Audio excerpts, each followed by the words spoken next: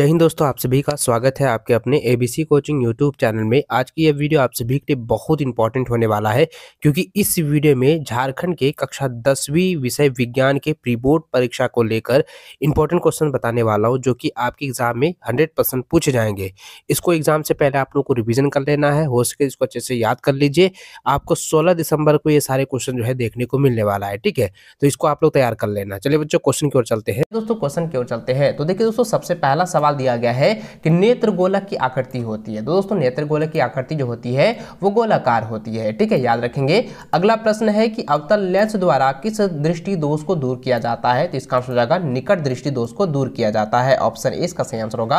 अगला प्रश्न है कि विद्युत आवेश का एसआई मात्रक क्या है। दोस्तों मैंने कई बार आप लोगों को पढ़ाया है और आप लोगों को याद होगा कि विद्युत का एसआई मात्रक को हम लोग कूलाम कहते हैं, ठीक है, याद रखेंगे। अगला प्रश्न है कि एक गोलीय दर्पण की वक्रता त्रिज्या सेंटीमीटर है, तो इसकी फोकस दूरी क्या होगी। तो देखिए दोस्तों, यहाँ पे गोलीय दर्पण को ही सिर्फ दर्शाया गया, ये नहीं कहा गया है कि ये अवतल दर्पण है या उत्तल दर्पण है। तो सिर्फ यहाँ पे कह रहा है कि गोलीय दर्पण की वक्रता त्रिज्या जो है वो सेंटीमीटर में है, तो इसकी फोकस दूरी क्या होगी। तो दोस्तों इसका याद रखना है इनमें से कोई नहीं, क्योंकि दोस्तों आप लोगों को मैंने बताया था गोलीय दर्पण का सूत्र को मैंने बताया था, और वक्रता त्रिज्या के बारे में मैंने बताया था कि वक्रता त्रिज्या जो है वो दुगुनी होती है, किसकी, फोकस दूरी की दुगुनी होती है, और फोकस दूरी जो है वक्रता त्रिज्या की आधी होती है। तो यहाँ पे सिर्फ सेंटीमीटर को दर्शाया है, इसलिए दोस्तों यहाँ पे आपको क्या हो जाएगा, आंसर आपका डी हो जाएगा, ठीक है, ऑप्शन ए हो जाएगा, इनमें से कोई नहीं। अगला प्रश्न 5वां नंबर है कि एक प्रतिबिंब का आकार हमेशा वस्तु के बराबर होता है तो दर्पण होगा, तो वह कौन सा दर्पण होगा, वह समतल दर्पण होगा, जिसमें हम लोग फेस अपना देखते हैं, ठीक है, याद रखेंगे, वह जो है समतल दर्पण दर्शाएगा, ठीक है, याद रखेंगे। अगला प्रश्न है कि किस दर्पण की दृष्टि क्षेत्र विस्तृत होता है। तो दोस्तों यहाँ पे जो है काफी इंपॉर्टेंट सवाल दी गई है, ये काफी वीवीआई सवाल है, इसको आप लोग अच्छे से रखेंगे। किस दर्पण की दृष्टि क्षेत्र जो है विस्तृत होती है, याद रखेंगे समतल और उत्तल, ये दोनों हो जाएगा, तो ऑप्शन डी इसका सही आंसर होगा। अगला प्रश्न है कि हजामत बनाने में किस दर्पण का उपयोग किया जाता है। हजामत बनाने में हम लोग किसका प्रयोग करते हैं बच्चों, इसका हम लोग अवतल दर्पण का प्रयोग करते हैं, तो ऑप्शन सी इसका सही आंसर होगा। अगला प्रश्न है निर्वात में प्रकाश की चाल होती है, तो निर्वात में प्रकाश की चाल कितनी होती है, 3 × 10⁸ मीटर प्रति सेकंड होती है, ठीक है, तो ऑप्शन ए जो है इसका सही आंसर होगा। इसको अच्छे से आप लोग रट लीजिए। अगला प्रश्न देखिए दिया गया है कि प्रकाश में अपवर्तन के नियम होते हैं। प्रकाश के 2 नियम होते हैं, अपवर्तन के भी 2 नियम होते हैं और परावर्तन के भी 2 नियम होते हैं, ऑप्शन बी इसका सही आंसर होगा। अगला प्रश्न है कि लेंस की क्षमता का एसआई मात्रक क्या होता है, तो डायप्टर होता है, तो ऑप्शन डी जो है इसका सही आंसर होगा। अगला प्रश्न है यदि प्रतिरोध 2 गुना कर दिया जाए तो परिपथ में प्रवाहित धारा की मान क्या होगी, तो इसका आंसर हो जाएगा आधी हो जाएगी, ठीक है, याद रखेंगे, ऑप्शन बी इसका सही आंसर होगा।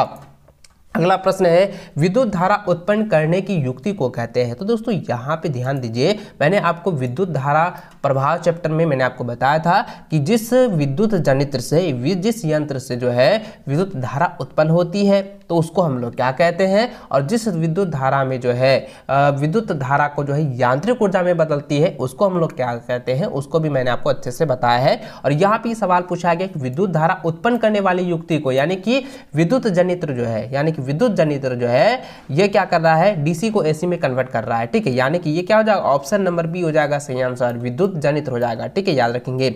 अगला प्रश्न है कि विद्युत धारा उत्पन्न करता है। तो विद्युत धारा जो उत्पन्न करता है क्या करता है, विद्युत धारा जो है विद्युत चुंबकीय क्षेत्र उत्पन्न करता है और विद्युत क्षेत्र भी उत्पन्न करता है। तो इसलिए दोस्तों यहाँ पे क्या हो जाएगा, ए और बी दोनों हो जाएगा। इसको ए और बी दोनों में आप लोग याद रखेंगे, विद्युत धारा जो है चुंबकीय क्षेत्र रेखा भी उत्पन्न करती है और विद्युत क्षेत्र भी उत्पन्न करती है, ठीक है, तो ए और बी दोनों हो जाएगा, ठीक है। अगला प्रश्न देखें, यहाँ पे दिया गया है कि रासायनिक अभिक्रिया में भाग लेने वाले पदार्थ को क्या कहते हैं। तो रासायनिक अभिक्रिया में भाग लेने वाले पदार्थ को हम लोग अभिकारक कहते हैं, ठीक है, ऑप्शन ए। अगला क्वेश्चन है कौन सूर्य प्रकाश के प्रभाव को अपघटित हो जाता है। तो कौन सा जो अपघटित हो जाता है बच्चों, ये जो है कई बार एग्जाम में पूछा गया है, इसको आप लोग अच्छे से याद रखेंगे।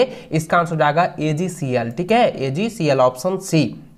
अगला प्रश्न है वह अभिक्रिया जिसके घटित होने में ऊर्जा अवशोषित होती है उसे हम लोग क्या कहते हैं, उसको हम लोग ऊष्मा शोषी कहते हैं, ठीक है, करेंगे और ऑप्शन बी इसका सही आंसर होगा उस्मासोसी। अगला प्रश्न है कि एक विलयन लाल लिटमस पत्र को नीला कर देता है, वह विलयन कहलाता है। तो वह कौन सा विलयन है? वह क्षारीय विलयन है। ठीक है, याद रखेंगे क्षारीय विलयन, ऑप्शन सी। अगला प्रश्न देखिए, यहाँ पे 18 नंबर दिया है कि सोडियम कार्बोनेट का सूत्र क्या होता है? तो सोडियम कार्बोनेट का होता है CO3 Na2CO3। तो ऑप्शन ए जो है इसका सही आंसर होगा। अगला प्रश्न 19 नंबर देखिए, दिया गया है धातु के ऑक्साइड की प्रकृति क्या होती है? तो इसका आंसर क्या हो जाएगा बच्चों? क्षारीय होती है, ऑप्शन बी। अगला प्रश्न है कि अम्ल जलीय विलयन में उत्पन्न करता है, तो यह H2 आयन उत्पन्न करता है। ठीक है, यानी H+ आयन उत्पन्न करता है, हाइड्रोजन आयन। ठीक है, ऑप्शन ए इसका सही आंसर होगा। अगला प्रश्न है कि कमरे के ताप पर द्रव धातु है, तो क्या है? यह पारा है। ठीक है, या पारा है। ठीक है, आप मरकरी कह सकते हैं, यानी कि Ag। ठीक है, ऑप्शन सी इसका सही आंसर होगा। अगला प्रश्न है चाकू से काटा जा सकने वाला धातु है, चाकू से काटे जाने वाले धातु को क्या कहते हैं? पोटेशियम कहलाता है। ठीक है, तो ऑप्शन सी इसका सही आंसर होगा। अगला प्रश्न है सीसा एवं टीन की मिश्र धातु को कहते हैं, तो इसका आंसर क्या हो जाएगा? देखिए, सीसा और टीन के मिश्र धातु को हम लोग सोल्डर कहते हैं। ठीक है, ऑप्शन सी इसका सही आंसर होगा।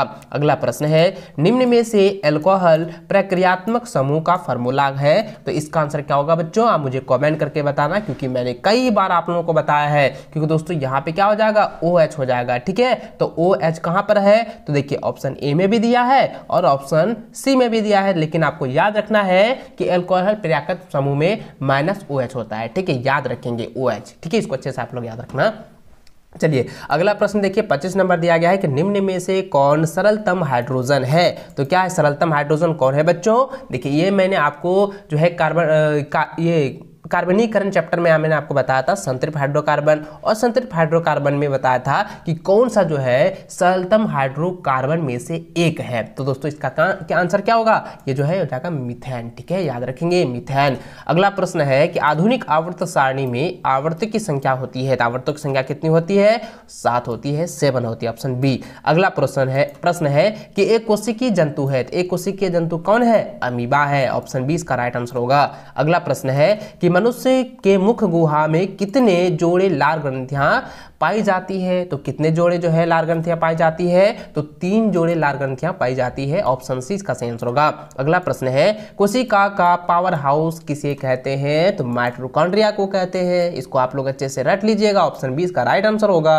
अगला प्रश्न है कि एस्ट्रोजन स्रावित करते हैं, तो एस्ट्रोजन जो है किसके द्वारा स्रावित किया जाता है या कहां पर होते हैं? अंडाशय में होता है, यानी अंडाशय द्वारा जो है एस्ट्रोजन स्रावित होता है। अगला प्रश्न है कि मस्तिष्क उत्तरदायी होती है, तो मस्तिष्क जो है ये सोचने के लिए भी उत्तरदायी होती है, हृदय संपदन के लिए भी उत्तरदायी होता है, शरीर के संतुलन बनाने के लिए भी उत्तरदायी होता है। इसलिए दोस्तों इसका आंसर उपयुक्त सभी हो जाएगा, ऑप्शन डी जो है इसका सही आंसर होगा। अगला प्रश्न है कि हाइड्रा में प्रजनन किस विधि द्वारा होता है? तो यह जो है मुकुलन विधि द्वारा होता है, तो ऑप्शन बी इसका राइट आंसर होगा, मुकुलन। अगला है डीएनए कहाँ पाया जाता है? तो डीएनए दोस्तों कोशिका द्रव में भी पाया जाता है, कोशिका केंद्रक में भी पाया जाता है और केंद्रक में भी पाया जाता है, इसलिए इसका आंसर हो जाएगा इनमें से सभी, ऑप्शन डी। अगला प्रश्न है कि जीन शब्द किसने प्रस्तुत किया? तो जीन शब्द ने जो है किसने प्रस्तुत किया था? जॉनसन ने, ऑप्शन सी इसका सही आंसर होगा। अगला प्रश्न है कि अनुवांशिकी शब्द की प्रतिपादन सर्वप्रथम जो है किसने किया था? तो अनुवांशिकी का जो है पिता कौन है? मेंडल है, तो यही हमका आंसर हो जाएगा, ऑप्शन ए इसका सही आंसर होगा। अनुवांशिकी शब्द का प्रतिपादन जो है किसने किया था? मेंडल ने किया था।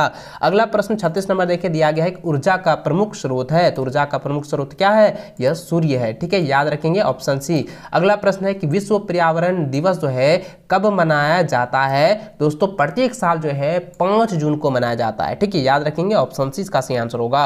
अगला सवाल जरा ध्यान दीजिएगा, काफी इंपॉर्टेंट है। दिया गया है कि डेंगू उत्पन्न करने वाला मच्छर किस तरह के जल में रहता है? तो यह दोस्तों डेंगू उत्पन्न करने वाला जो मच्छर है वह साफ जल में भी उत्पन्न हो सकता है अगर आप इसे खुले छोड़ दें। ठीक है, तो ये ऑप्शन ए इसका सही आंसर होगा। अगला प्रश्न देखिए, दिया गया है 39 नंबर, निम्नलिखित में से या निम्नांकित में से नवीकरणीय संसाधन कौन है? तो नवीकरणीय संसाधन में आ जाएगा वन। ठीक है, यानी कि जंगल, ऑप्शन सी। अगला प्रश्न है कि वन्य प्राणियों के विलुप्त होने का मुख्य कारण क्या है? तो मुख्य कारण क्या है बच्चों? ये हो जाएगा नवीकरणीय। ठीक है, तो ऑप्शन सी इसका सही आंसर होगा। निर्वरणीयकरण, ऑप्शन सी इसका सही आंसर होगा। दोस्तों इस सेट में आप लोगों को 40 क्वेश्चन मैंने आपको ऑब्जेक्टिव बताए हैं। इन 40 ऑब्जेक्टिव क्वेश्चन को आप अच्छे से रिवीजन कर लीजिएगा, और जितने भी मॉडल पेपर आए हैं उन सभी क्वेश्चन को आप अच्छे से रिवीजन कर लें, क्योंकि मॉडल पेपर से ही आपकी बोर्ड की परीक्षा में जो है 90% जो है एग्जाम्स में प्रश्न पूछे जाएंगे। तो इन सभी को आप लोगों को अच्छे से रिवीजन करना बहुत अनिवार्य है, आपके लिए काफी आवश्यक है। ठीक है, इसको आप लोग अच्छे से रिवीजन कर लें। और बच्चों आप वीडियो को लाइक अपने सभी दोस्तों के साथ शेयर करें, और नीचे कमेंट बॉक्स में आप अपना प्यारा सा कमेंट जरूर कीजिएगा कि आपकी तैयारी कितनी हुई है और आप किस तरीके से तैयारी कर रहे हैं। ठीक है, प्यारा सा कमेंट जरूर कीजिएगा। मिलते हैं नेक्स्ट वीडियो में। वीडियो को पूरा देखने के लिए बहुत बहुत धन्यवाद। जय हिंद, वंदे मातरम।